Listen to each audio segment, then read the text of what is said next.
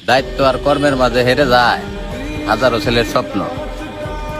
একটা কথা কি ভাই, সকালবেলা ঘুম থেকে উঠছেন, ওই মুহূর্তে ফ্যামিলি থেকে বাপ বা মা কেউ আইসা কি কইছে আপনি গো যে সারাদিন কি করলি, খালি ঘুমাস আর খাস, কোনো কাজ কাম করস না? এই কথাগুলোর মানে বুঝেন?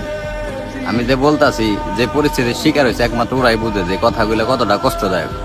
অথচ ফ্যামিলির মানুষগুলো কিন্তু জানে না যে শুধু আমি না, আমার মতো হাজার হাজার ছেলে আছে যারা নাকি আমার চেয়ে মানে নিজে গোছে বেশি স্বপ্ন দেখে গেলাম তার ফ্যামিলির নিয়ে।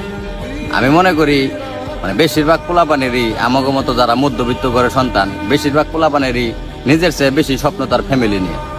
কবে বাপমার কাছে কিছু টাকাই না দিতে পারুম, কবে হ্যাঁ হাসি মুখটা দেখুন, কিন্তু এটা কিন্তু আবার ফ্যামিলি বুঝে না ভাই।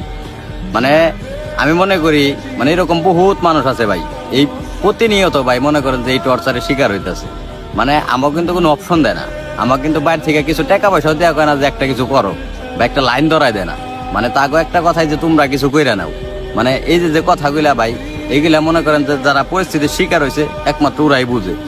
মানে তারপরও আমি একটা কথা কই, মানে আমি মনে করি সকল বেকারত্বের সুখ আল্লাহ একদিন দিক। আর আমি মনে করি প্রত্যেক বাবা মার মুখে যেন আমাদের মতো যারা সন্তান আছে সবাই একদিন হাসি ফুটাক, আল্লাহ সবার মনের আশাগুলো পূরণ করুক।